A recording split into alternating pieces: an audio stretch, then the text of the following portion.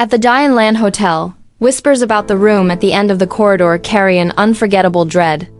Heavy footsteps in the night, a fleeting white shadow, and voices from the walls lead journalist Tham Min into a chilling mystery.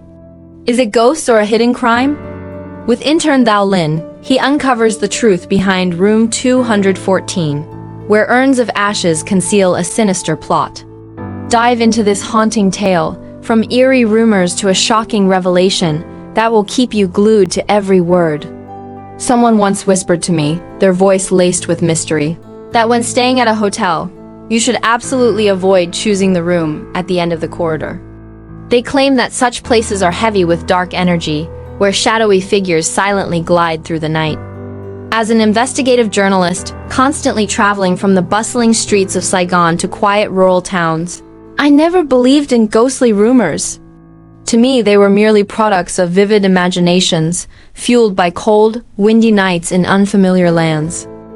I've received countless tips about strange phenomena, whispers echoing in the dead of night, fleeting shadows in hallways, or knocks on doors with no one behind them. Most were coincidences, amplified by the anxieties of weary travelers.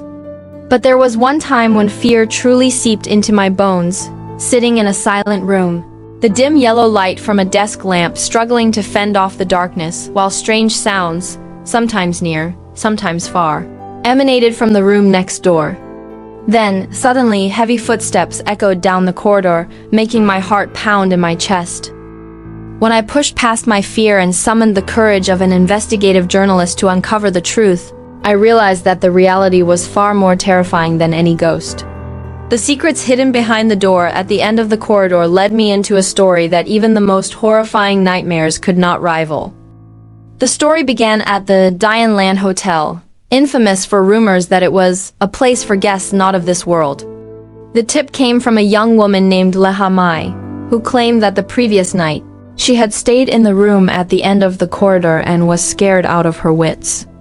After a heated dispute with the hotel staff that went unresolved, she reached out to Crim magazine, where I, Tham Min, work as a journalist specializing in mysterious stories.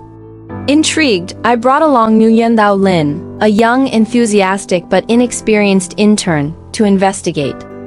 Before entering the hotel, I paused, thought for a moment, and turned to Thao Lin. Lin, find a nearby cafe and wait for me there. Don't follow me just yet. Thao Lin looked puzzled, her wide eyes full of questions. But she nodded obediently and walked away, leaving me with the recorder in my jacket pocket. I took a deep breath and pushed open the door to the Duyen Hotel's lobby. In the lobby, on a warm brown leather sofa, sat a young woman, her pretty face pale and marked with dark circles under her eyes, evidence of a sleepless night. Standing in front of her was a tall, broad-shouldered young man, arguing loudly with the receptionist. An apology isn't enough. What's the point of the police then? Renting out a room with ghosts, do you people have any conscience? The young man's face was flushed with anger, his fists clenched as if ready to slam the reception desk. My girlfriend was scared out of her mind. This can't be swept under the rug. I'll expose you to the press. I stepped forward and introduced myself. I'm Tham Min, a reporter from Crim magazine. I'm here following a tip. The young man, surprised, widened his eyes. That was fast. I only called 2 hours ago. Perfect timing, reporter. I want to expose this hotel's unethical practices. The young man was Tran Quoc Un, and the girl on the sofa was his girlfriend, Lanh. They were university students from Ho Chi Minh City, taking a holiday trip during the April 30th break to relax. But their first night at Duyen shattered their plans, turning their getaway into a nightmare. Under my guidance, Quoc An calmed down and recounted. We arrived after dinner, where the air was filled with the aroma of grilled rice paper and drip coffee. The receptionist said only room 214 was available. I found it odd every other room was booked, but this one wasn't. Was something wrong with it? But the receptionist swore nothing was amiss and smiled warmly, so we took the room. At night, we heard voices from the room next door, a man muttering to himself. I added, her voice trembling, her eyes still filled with fear. Kwok En wanted to go tell them to keep it down, but I thought we're here to enjoy ourselves. Let's avoid trouble. People are usually friendly, so I didn't want to make a scene. I continued, her face growing paler, but at midnight someone tried to open our door with a keycard. When it didn't work, they cursed under their breath, the same voice we heard from next door. She shivered, clutching the edge of the sofa, unable to go on. Kwok En hugged her, comforting her before continuing. I looked through the peephole, but no one was there. I checked outside and found the room next door was just a small storage closet, its door wide open, containing only a few brooms, mops, and cleaning supplies, no living space. Then, heavy footsteps echoed down the corridor. I looked out and saw a white figure glide past, too fast to make out before disappearing. I interjected calmly. Could the voices have come from the other side, not the storage closet? I looked up, resolute. I'm certain the sound came from that wall. The voice was talking to someone, but it was just one person. Kwok En glared at the receptionist. If I'd known it was the room at the end of the corridor, I wouldn't have stayed. It's definitely haunted. Everyone knows that, so why do you still rent it out?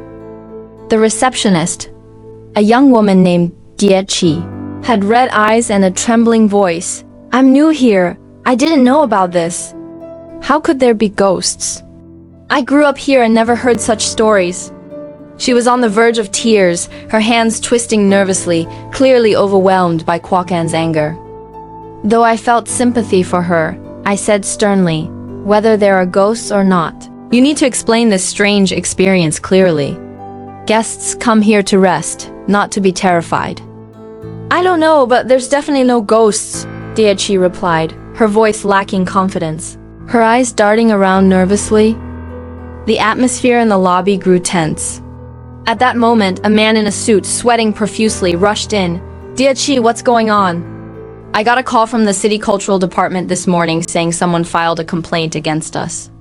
Seeing the scene, he froze, his eyes widening. What's happening here?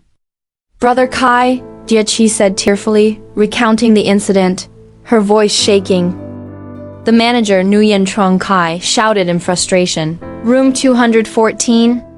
Why did you rent out that room? His voice was tense, his hands clenched, a flicker of panic in his eyes before he quickly masked it. Sensing something amiss, I stepped forward and introduced myself. I'm Tham Min, a reporter from Asterisk. Kaya Magazine Asterisk. I'm here to investigate the tip about room 214. Can you explain why this room caused such an incident? Kai quickly regained his composure, flashing a professional smile. Duyen Land Hotel welcomes media scrutiny. But its 2025 talk of ghosts is absurd, right? In truth, room 214 is old, with faulty equipment like the water heater and desk lamp, so we don't rent it out. Duyen is new and made a mistake. It's our fault, and we're willing to compensate. Duyen opened her mouth to speak, but was silenced by Ki's sharp glance. She lowered her head, saying nothing, her hands still twisting nervously. Kai swiftly resolved the issue, refunding Kwok En and Hamai double their money and offering gifts, a jar of artichoke tea and a bottle of wine, leaving the couple satisfied as they left the lobby. But I wasn't convinced the story ended there. Kaya Magazine Asterisk isn't a consumer protection program. My goal wasn't to secure refunds but to uncover the secrets behind the room at the end of the corridor. The ghostly rumors, strange voices, and the white figure in the night remained unexplained. My journalist's intuition told me there was more to this story. Leaving the hotel, I met Dao Lin at a small cafe filled with the aroma of drip coffee. I sat down, ordered a hot black coffee, and gave her a task. Tonight, book a room at Duyen Land. Do whatever it takes to get a room next to 214, but don't let them suspect your intentions. Dao Lin's eyes widened, her lips pursed. This is tough. Are you bullying the newbie, Teacher Tham? I'm just an intern. No excuses, this is your chance to learn. Go. I waved her off with a half-joking, half-serious smile. I hadn't let Dao Lin join me earlier to set up a backup plan. Since the hotel didn't know her face, we had a chance to book a room and gather information about 214. While Dao Lin worked on that, I decided to dig for clues by talking to locals. Near Duyen was a small grocery store. 100 meters away, at the rival Ansa Hotel, was another similar store run by a middle-aged woman named Tu. I chose Tu's store to avoid any connections to Duyen's staff. I bought 2 bottles of water and a pack of grilled rice paper, striking up a casual conversation. Staying at Ansao is much better. I stayed at Duyen before terrible experience. Poor service.